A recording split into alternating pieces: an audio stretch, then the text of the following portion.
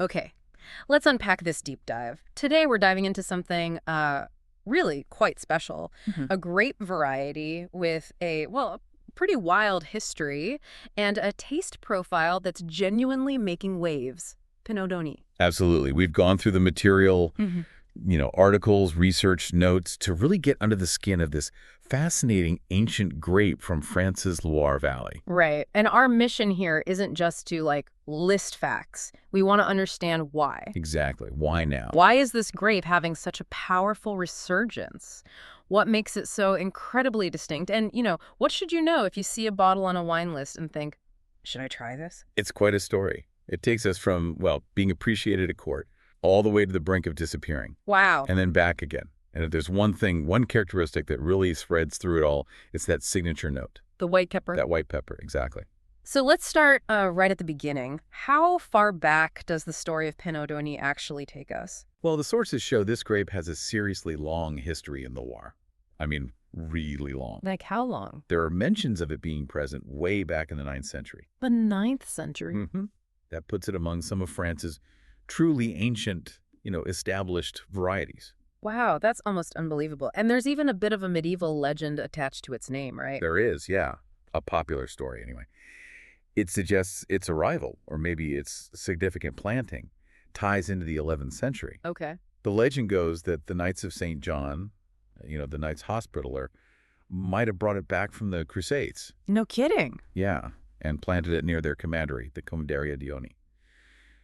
It's a fascinating tale, whether it's, definitively proven or not. Yeah. It definitely connects the grape to the region's deep history. So regardless of the exact origin story, it's clear it was pretty important for centuries. Oh, absolutely. For a long, long time, Pineau d'Anise was fundamental, Mhm. really key for producing both red and rosé wines across the Loire. It was even popular enough to be appreciated at the French court, which says something. And it wasn't just stuck in one tiny area. No, it's spread out across various subregions.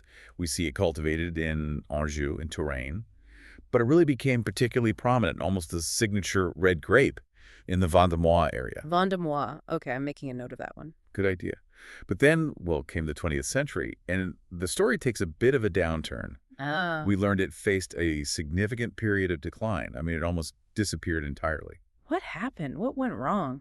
It seems like a few factors all hit at once. The devastating phylloxera epidemic in the late 19th century certainly played a big role. Right, phylloxera wiped out vineyards everywhere. Exactly.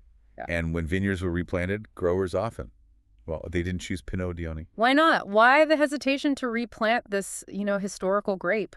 Well, it seems the focus shifted. Growers were looking for varieties that were maybe more productive or grapes that were more commercially recognized, easier to sell at the time. Ah, the commercial pressures. Yeah, grapes like Cabernet Franc or Gamay. Mm-hmm. We also learned that Pineau d'Ani was sometimes seen as a bit rustic, Rustic, as in... maybe a bit rough around the edges, and that unique pepper note, the thing we value so much today. Right. It wasn't always seen as a plus back then. Yeah. The market wasn't necessarily looking for that kind of spice. So lower yield, maybe? And a flavor profile that wasn't fashionable. It's a tough combination. A double whammy, like you Yeah. said. But thankfully, that's not the end of the story. The material really highlights this remarkable recent renaissance. Yes. The comeback. Exactly. And it's been genuinely driven by a group of really visionary producers and enologists, people who looked past those perceived issues and saw its incredible potential. Okay, so why now? What changed? What allowed this grape to make a comeback? It really seems like there's a growing appetite, a hunger almost, for authenticity. Mm-hmm. Both producers and consumers are increasingly seeking out wines that genuinely express their terroir. And terroir being that unique combination of soil, climate, landscape, even local tradition, everything that shapes a wine's character. Precisely, the total environment.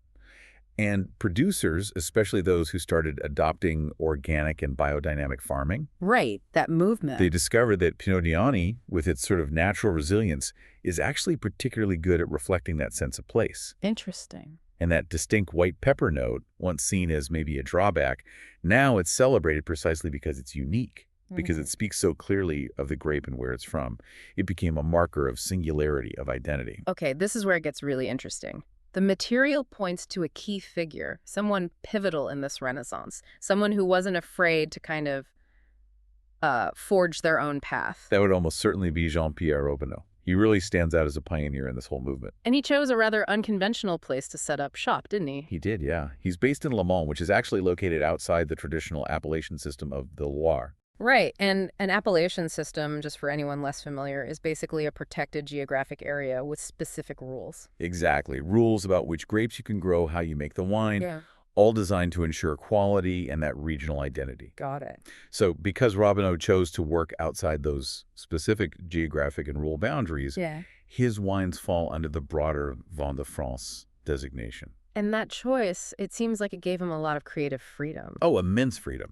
Yeah. It allowed him to fully embrace his philosophy, which was a very minimal intervention approach, deeply aligned with the natural wine movement. His belief was really that the grape and the terroir could express themselves most purely with as little human manipulation as possible.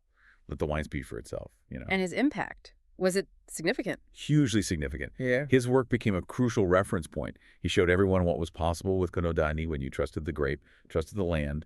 He proved its potential for, well, singularity and real expression. His dedication was absolutely decisive in revaluing and championing this grape. So where does this grape primarily make its home today? Where is it concentrated? It's still very much right there in the Loire Valley. That's its heartland. And the key subregions we learned about, you mentioned Vendomois. Right. Anjou, Touraine, and Vendomois are the main ones.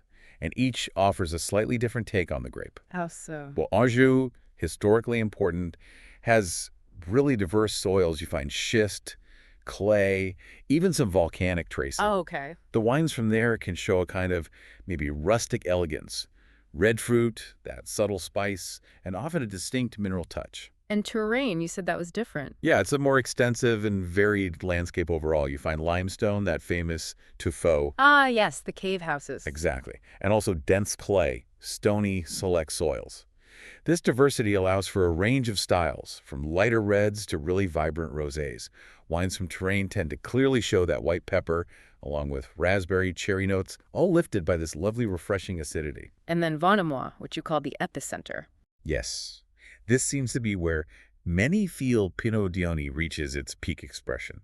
Clay limestone soils are dominant here, considered pretty much ideal for producing high-quality stuff. And the wines, what are they like? Wines from Vendomois are known for their intense aromatics. Think wild red berries, maybe even exotic spices like pig pepper or cardamom. Sometimes a smoky note, too. Vibrant acidity, fine tannins, and just a real sense of elegance. The Loire's climate is fascinating, too, isn't it? It changes quite a bit from east to west. It really is. You move from a more semi-continental climate in the east, hotter summers, colder winters, definitely a risk of spring frost, Right. to a more oceanic influence as you head west. That means milder temperatures, more humidity, more regular rain. And how does that varied climate challenge the grape? What are the risks? Spring frosts are certainly a worry, especially with that medium bud break timing. Yeah. And the autumn humidity, particularly in the western parts, definitely increases the risk of fungal diseases. Like mildew. Exactly. Mildew and oidium, right when the grapes are trying to ripen. Not ideal. Yet the grape itself seems quite well equipped to handle this. You mentioned resilience. It really does seem to be. Yeah. Pineau d'Iony shows this notable resilience, a kind of natural rusticity. It seems well adapted to maintain its balance, especially its crucial acidity, even in a climate that can be, pretty unstable from year to year. Okay, so we've explored its history, where it grows. Let's look closer now at the plant itself and how it's managed in the vineyard. What did we learn about the vine visually? Well, visually, the vine has medium to large leaves, typically with 5 lobes. Pretty standard. The grape clusters are medium to large, sort of conical or cylindrical, and they have a medium to high level of compactness. So fairly tightly packed bunches. Yeah, which can affect air circulation sometimes. The berries themselves are medium-sized, round, with dark blue to black skin, and that skin is described as medium to thin. Which is important for? It affects how much tannin and color are extracted during winemaking. Thinner skin usually means lighter color and softer tannins, generally speaking. Got it. And its life cycle through the season. When does it bud, flower, ripen? It has a medium bud break and flowering time. But crucially, its maturation is classified as medium late. Medium late. Okay, so what's the key implication of that late ripening? It means it really needs a long, generally dry autumn to achieve full phenolic ripeness. Phenolic ripeness. That's when the flavor compounds, color, tannins in the skins and seeds are fully developed. Exactly. And a dry autumn is also essential to avoid rot setting in before harvest, especially with those compact clusters and in the more humid areas. Makes sense. So what kind of work do growers do in the vineyard to ensure quality with this grape? The hands-on stuff. Well, standard vineyard practices apply, of course. Pruning is key, often using systems like guillot or cordon training to control the vine's natural vigor and manage the yield. And controlling yield is critical for quality, right? Fewer grapes means more concentrated flavor in the ones that are left. Absolutely, 100% critical for quality. Lower yields generally lead to more concentrated, higher quality fruit.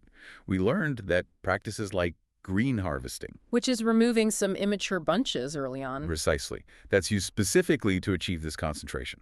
What about those disease challenges you mentioned earlier, the mildew and oidium? Yeah, disease management is definitely a focus, particularly in humid years.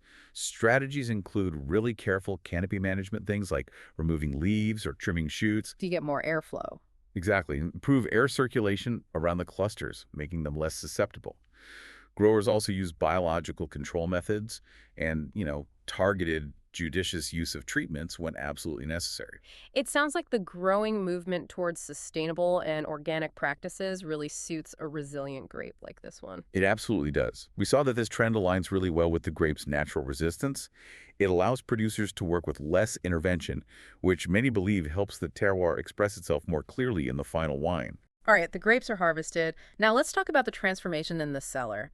How is Pineau du Nanis typically made into wine, and what are the different styles we might see? Okay, winemaking. The goal in vinifying Pinot Dani, we learned, is really all about preserving and amplifying its natural freshness, that vibrant acidity, and those signature spice notes. You don't want to lose those. And the techniques vary depending on whether they're making a red, a rosé, or even sparkling. Precisely. For the red wines, they typically use careful maceration. That's the skin contact part. Right, where the grape skins stay in contact with the juice to extract color, flavor, and tannins. This usually lasts maybe 7 to 15 days, often temperature controlled to keep things gentle and delicate. And fermentation, where does that happen? Often in stainless steel or concrete tanks. The idea is to maintain that purity of fruit. What about aging in wood? Is that common? Some wines might see some aging, but usually it's in old or neutral oak barrels, maybe large format food trays. So not new oak. Generally avoided, yeah. New wood has strong flavors, vanilla, toast that could easily overpower the grape's delicate and aromatic profile. That's not really the goal here. Okay. How about the rosés? They seem quite popular for this grape. They are. And for rosé, they use a much shorter maceration period, sometimes just a few hours. Just enough for that pale color. Exactly. Just enough to pick up that lovely pale color and those fresh aromatics. Fermentation for rosé happens at cooler temperatures, maybe around 15–18 degrees Celsius, typically in stainless steel again, Why cooler? to really lock in those volatile aromas, the fruity, floral notes, and that bright acidity. Keep it super fresh. And they even make sparkling wine with it. They do. Using the traditional method, same as champagne, where a second fermentation happens right in the bottle to create the bubbles. And what's that like? The result is typically a sparkling wine with fine bubbles, really zesty acidity, and those characteristic berry and pepper notes showing through. Quite distinctive. Controlling the temperature during fermentation seems like a really key theme across all styles. It really is. We saw temperature control mentioned as crucial, maybe slightly higher temps, like 1824 Celsius, for reds to help extract a bit more, but definitely lower for rosés and sparkling to preserve freshness. And yeasts, natural or added? Both happen. Producers might use selected yeast for consistency, or increasingly with the natural wine movement, they rely on indigenous yeasts, the ones found naturally on the grapes and in the cellar environment. What about clarification or filtration before bottling? Well, that varies quite a bit by producers. While some might use standard clarification and stabilization techniques, many producers, particularly those in the natural wine space, choose to use very little or even no filtration at all. To keep it authentic. That's the idea. To keep what they see as the most authentic expression of the wine, even if it means it might be slightly hazy. So the person actually making the wine, the entomologist or winemaker, plays a really vital role in guiding this quite delicate grape. Absolutely crucial. Their skill is essential in navigating that whole winemaking process, making decisions to preserve that delicate balance and unique profile. It's really a mix of science and artistry, from the vineyard right through to the cellar. All right, the wine is finally bottled. This is the part everyone wants to know about. What does Pinot Downey's actually taste like? What are its signature sensory characteristics? Okay, let's dive in. The material confirms what we kind of hinted at right up front. The signature aroma is undeniably white pepper. Okay, white pepper, loud and clear. What else should we be looking for on the nose, aroma-wise? You'll typically find bright red fruit notes. Think raspberry, redcurrant. Sometimes strawberry and cherry come through too. Nice. Any florals? Yeah, there can be lovely floral hints like rose or violet. And sometimes this interesting earthy quality, maybe like wet earth after rain. The overall bouquet is described as complex, definitely intriguing. And then to taste, when you take a sip. On the palate, it's usually dry. And the hallmarks are its vibrant freshness and lively acidity. That really stands out. How about tannins? You mentioned thin skins. Exactly. The tannins are generally delicate and soft, Yeah. not aggressive or grippy at all. And those fruit and pepper flavors you picked up on the nose, they carry right through onto the palate. And the texture, the body, how does it feel? It tends to have a smooth, very inviting texture. The body is typically light to medium, not heavy at all. Oh. And that lively freshness provides this wonderful balance that makes it very drinkable and really quite food-friendly. Is this a wine you should cellar for years, or is it best enjoyed young? Good question. Most Pinot Downey wines are definitely crafted to be enjoyed relatively young, when that freshness and primary fruit and pepper character are really singing. However, we did learn that some of the more structured reds, often the ones coming from vineyards with carefully controlled low yields, those can age. And what happens when they age? With time, they can develop more complex secondary notes, things like earthy tones becoming more pronounced, maybe hints of tobacco or other savory spices emerging. It really sounds like the place it was grown, the terroir, and how it was made in the cellar significantly shape the final wine, more so than some other grapes, maybe. They absolutely do. It's reinforced again and again in the material. The terroir, the climate influencing that acidity and freshness, the soils contributing minerality and specific nuances, and the vinification decisions, especially those aimed at preserving its delicate aromas, are directly responsible for its distinct profile. So if someone is lucky enough to get a bottle of Pinot Donis and they're about to open it for the first time, any specific tasting tips, how to get the best experience?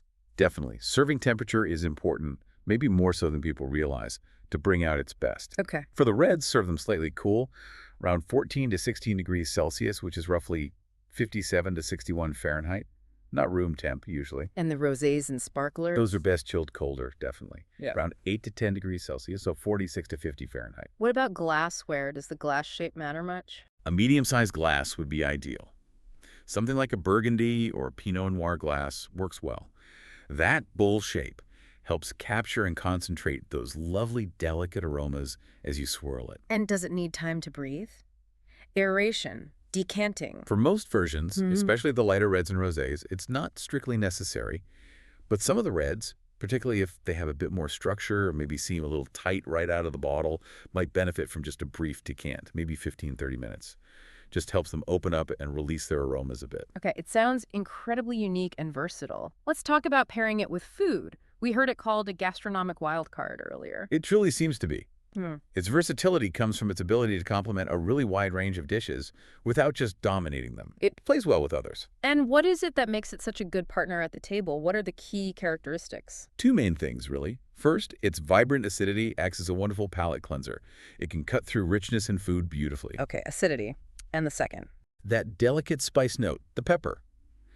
It can either beautifully complement dishes that already have some spice, or it can create these really fascinating contrasts with simpler flavors. What specific pairing ideas came up in the research? Especially thinking about its home region, the Loire. Right, for Loire cuisine, goat cheeses are a classic match. Think tangy cheeses like Celle Souchère or Crottin de Chavignol.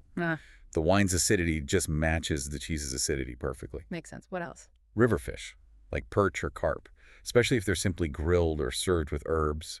The wine's lighter body matches the fish, and again, the acidity cuts through any richness. And traditional charcuterie. Ah, yes. Pâté terrines. Exactly. Pâtés, terrines, roulettes, sausages. The wine's acidity balances all that richness, and its soft tannins don't clash at all. It's a natural fit. And broadening out beyond the Loire, what other kinds of dishes work well? It seems to pair really well with lighter dishes generally. Salads, particularly those with grilled chicken, fresh cheese or lots of vegetables. Mm. Roasted or grilled poultry, like chicken or turkey, especially with lighter herb-based sauces, is another good match. Any surprises? Interestingly, the material also suggested lighter Asian cuisines, things like Thai or Vietnamese food. Apparently, that pepper note in the wine can really echo and enhance the spices used in those dishes. That is interesting. And also, any dish featuring bell peppers, whether they're roasted, grilled, or even fresh, seems to have a natural affinity with the grape's profile. So circling back, those two characteristics, the high acidity and those distinct spicy notes, are really the keys to unlocking its food pairing potential. Absolutely. They're the elements that make it such a flexible and genuinely exciting wine to have with a meal, a real conversation starter, too. Okay, shifting gears slightly to the current market. Wow.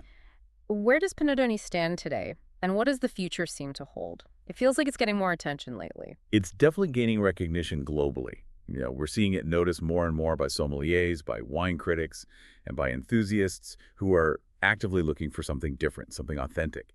And why do you think its popularity is on the rise now, specifically? Well, there seems to be this growing global demand for unique, authentic wines that clearly speak of their place, that terroir thing again. Right. Less generic international styles. Exactly. And there's also a noticeable trend towards appreciation for lighter-bodied, fresher red wines. Pineau fits perfectly into that space. It's not a big, heavy red. Beyond Jean-Pierre Robineau, who we highlighted earlier as a key figure, who are some of the other producers really championing this grape and helping raise its profile? Yeah, absolutely. There are several others doing fantastic work. Names that came up in the material include Domaine de Delivière, du Clos de Tubeuf. Ah, the Puzelat brothers? Right. Pure Olivier Bonhomme is another one. Domaine de Hautbourg, Domaine de Node. These are all producers contributing significantly to showing the world what this grape can really do when treated with respect. It really seems perfectly aligned with some of the biggest current wine trends, doesn't it? It couldn't be more aligned, honestly. It fits right in with the whole interest in natural wines, low-intervention winemaking, and celebrating the diversity of indigenous and, heritage grape varieties. It ticks a lot of boxes for today's curious wine drinker. Are there still challenges it faces, though? Despite this renaissance, it can't all be smooth sailing. No, definitely not. There's still the challenge of competing for attention against much better known, more commercially established grapes. Think Cabernet Franc or Sauvignon Blanc in the Loire alone. Sure. Brand recognition. Exactly. Vintage variability also remains a factor just due to the climate's nature. Some years are great, others are trickier, and there's still the ongoing need to effectively communicate its unique qualities, its flavor profile, to a broader audience who might just not be familiar with it at all. Education is key. So what's being done to help get the word out and educate people about Pineau? Well, producer associations, particularly in key regions like the Coteaux du Vendomois AOC, play a vital role. They work on promotion, setting quality standards, getting the name out there. And tourism? Enotourism is also mentioned as being really important. Getting people to actually visit the region, walk the vineyards, meet the producers, and taste the wines firsthand. That's a powerful way to build appreciation and understanding. Okay, looking ahead then. What are the major challenges remaining, and what's the overall outlook for Pineau? Well, we've touched on some of the intrinsic challenges related to cultivation. It can be tricky to grow well with that late ripening and susceptibility to disease. And that vintage variability means some years are just going to be easier for growers than others. And how does the elephant in the room, climate change, factor in? That's a huge global issue for wine. It's a significant factor, for sure. The material points out the need for vineyard practices to adapt to potentially rising temperatures and changing maybe more extreme weather patterns. Oh. Specifically, finding ways to help maintain that crucial balance of acidity and freshness that really defines the grape, even as things get warmer. That's the challenge. And sustainability seems absolutely central to its future. Absolutely. Embracing and strengthening sustainable practices organic, biodynamic is seen as crucial, not just for the environment, but for the long-term health of the vineyards and for preserving the grape's unique genetic heritage. So all things considered, what's the general feeling about where Pineau is headed? Positive. The overall outlook seems quite optimistic, actually. It really has the potential to solidify its position as a genuinely distinctive and celebrated Loire grape. Valued for what it is. Exactly. Valued precisely for its authenticity and its unique character. Yeah. It's seen as this fascinating link to the region's long past, but also as a real promise for the future, especially for wine lovers who are actively looking for something truly unique, expressive of place, and maybe a little bit different. Wow. We've taken quite the journey today, diving deep into Pineau d'Annecy. From its ancient whispers and near disappearance through its modern rediscovery by pioneers like Robineau to its growing recognition on the global stage today. It's really clear that Pineau d'Annecy is a unique, versatile, and deeply authentic grape. It's got such a compelling story that speaks of history and resilience, a taste profile with that unmistakable signature spice. Can't forget the pepper. Never forget the pepper, and a character that truly reflects the Loire Valley. So our final thought for you is, if you encounter a bottle of Pineau d'Annecy, maybe from one of the pioneering producers we mentioned, or another dedicated grower putting their heart into it, our strong encouragement, based on everything we've explored today, is to absolutely give it a try. Definitely. It truly offers a singular and genuine taste of the Loire. You won't mistake it for anything else. And that leaves us with a final thought, something for you to maybe mull over as you continue your own journey of wine discovery. Given its inherent resilience, its ability to handle tricky climates, and its intensely unique character, could Pineau d'Annecy actually become a leading example, a kind of benchmark for how heritage grape varieties can not only survive, but genuinely thrive and find new relevance in our changing climate, and in a market that is increasingly valuing authenticity and expression above all else? Something to think about.